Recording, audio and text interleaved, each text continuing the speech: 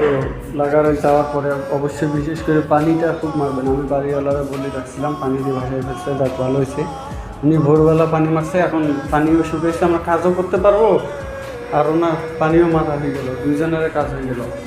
তো সব বাড়িওয়ালাদেরকে বিশেষ করে বলবো, কাজ করার পর ভালো করে পানি মারবেন, বুঝছেন? টাইসের জীবন হলো পানি। যেমন মানুষের আপন জীবন পানি, তেমন টাইসের আপন পানি। প্রথম এদের খিদা থাকে বেশি, এই পানিটা দিলে কাজটা সুন্দর হয়। পানি যে ওয়াল হোক ফ্লোর হোক, পানি দিবেন, কাজটা অনেক সুন্দর হবে, কাজের মানটা ভালো হবে, ওর চাহিদা কমার যাবে। যাই বিভিন্ন সময় দেখেন না, টাইস খুলে আসে, টাইসে আওয়াজ দেয়, ঢ্যাপ ঢ্যাপ করে। তো আপনি যদি প্রচুর পরিমাণে পানি খাওয়ান ও অন্ধকার, তাহলে আপনার ফলে ট্যাপ ট্যাপের আশঙ্কাটা কম হবে না, আশা করি হবে না। দেখছেন পানিটি পাশে দেখি, তখন আপনার টাইস খুলে আসার সম্ভাবনা থাকে না, কাজের মানটা ভালো হয়।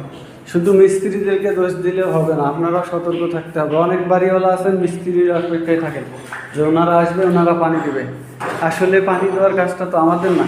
যারা কোটিপতি তারা লোক নয়, আর যারা নিম্ন শ্রেণীর মানুষ তারা নিজে করে। কিন্তু অনেক শ্রেণীর মানুষ আছে একটু বালপাক না।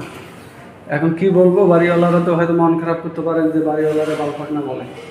আসলে আমাদের কাজের ক্ষেত্রে এমন অনেক বাড়িওয়ালা আছেন যারা একটু বেশি বুঝেন, আর বেশি বুঝার কারণে আপনি নিজেও ঠকতেছেন, আপনার কাজও খারাপ হইতেছে, অনেক দিক দিয়ে মাইর পাইতেছেন।